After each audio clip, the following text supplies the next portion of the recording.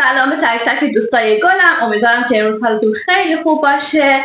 امروز 2 موضوع داریم که جداگونه به طور مختصر و مفید و البته کوتاه صحبت میکنیم.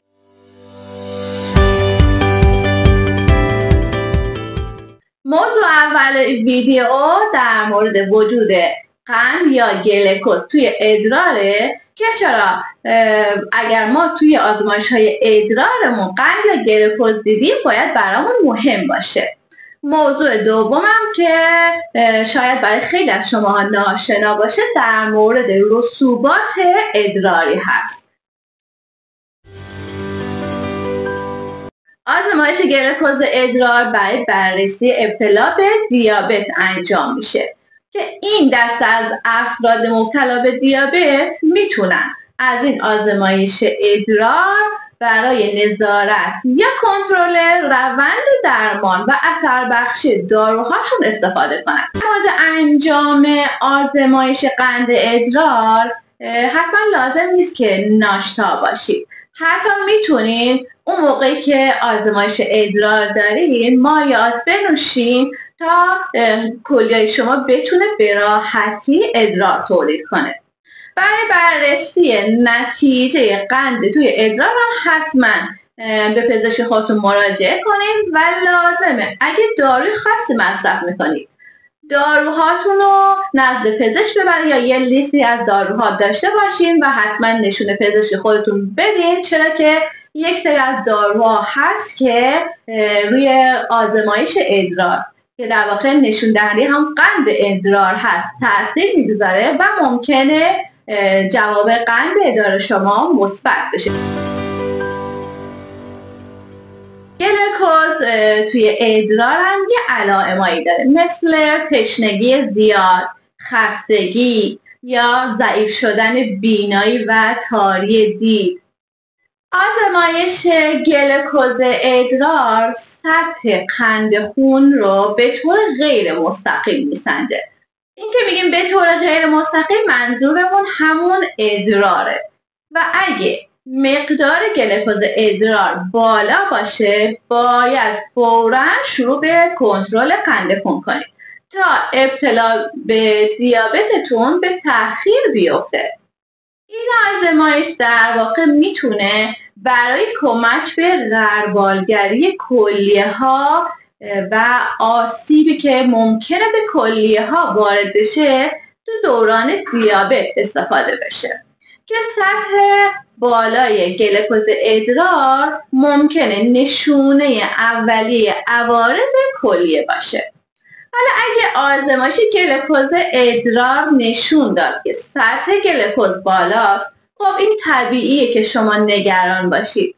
اما این گلوکوز یا قندی که توی ادرار دیدید حتما به معنی دیابت نیست، چون که برای تشخیص دیابت در واقع تشخیص نهایی دیابت باید در کنار آزمایش ادرار یه سری آزمایش‌های خون هم انجام بشه.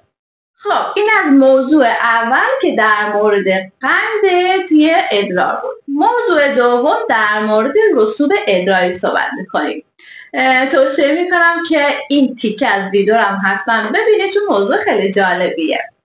ادرار به طور معمول باید خوب شفاف باشه، اما وجود یه سری ذرات یا رسوبات توی ادرار میتونه باعث تیره شدن رنگ ادرار بشه. چند تا علت هست که باعث تشکیل شدن رسوبات ادراری میشه، اما خیلی مهمه که علت زمینه اونو پیدا کنیم و حتما درمانش کنیم. خب حالا بگیم دلیل تجویز آزمایش قند ادرار چیه؟ دلیل اولش خانم‌های باردارن. خانم‌های باردار چون که نسبت به بقیه خانم‌های دیگه سطح گلوکوز ادرار بالاتری دارن، قطعا توی ادرارشون میتونن گلوکوز دفع کنن. دلیل دوم گلوکوزوری کلیوی هست. تو این مورد کلیه ها گلوکوز داخل جریان ادرار میریزن. حتی اگه سطح گلوکوز خون طبیعی باشه باز میتونه باعث بالا رفتن ترشح گلوکوز یا همون قند به ادرار بشه. در مورد انجام آزمایش قند ادرار حتما لازم نیست که ناشتا باشید. حتی میتونید اون موقعی که آزمایش ادرار دارید مایعات بنوشین تا کلیه شما بتونه به راحتی ادرار تولید کنه.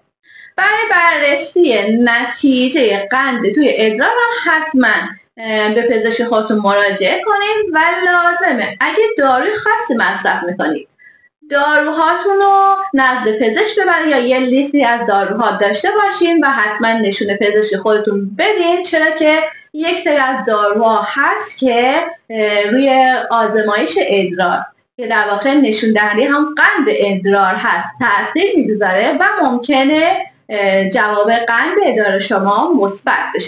دلیل اول التهاب مثانه است. این التهاب گاهی میتونه در واقع همون عفونت مجرای ادراری باشه که باعث تیرگی ادرار یا دیده شدن خون و یا ذرات و رسوبات دیگه توی ادرار باشه. مورد دوم سنگ کلیه هست که این خودش به تنهایی میتونه باعث ایجاد رسوبات توی ادرار بشه. مورد سوم دیابت هست که باز این خودش میتونه باعث رسوب گلوکوز توی ادرار بشه. مورد چهارم خون توی ادراره که طبیعتاً این باعث رسوب خون توی ادرار میشه. مورد پنجم سنگ مثانه. این مورد زمانی رخ میده که مواد معدنی ادرار تبدیل میشه به کریستال و در نهایت تبدیل میشه به سنگ کلیه یا سنگ مثانه. تو این حالت مثانه به طور کامل تخلیه نشده. پس واسه همینه که در ادامه تخلیه نشدن این ادرار باعث تجمع مواد معدنی و در نهایت سنگ مثانه میشه. مورد ششم کمبود آب هست که دلیلش هم این میتونه باشه تعریق و عدم مصرف کافی آب که همزمان با هم اتفاق میفته. و مورد هفتم عفونت مخمری که به دلیل در واقع رشد یه قارچی هست به نام کاندیدا که باعث خارش، سوزش، ترشح و درد هنگام ادرار میشه و این خودش هم یه دلیلیه واسه وجود رسوب توی ادرار. و اما مورد بعد التهاب پروستات هست و حتی بارداری هم میتونه باعث ایجاد رسوبات توی ادرار بشه که حتما باید به پزشک مراجعه کنید و درمان بشید. مرسی دوستای گلم که این ویدیو رو هم دیدین. اگرچه این ویدیو خیلی کوتاه بود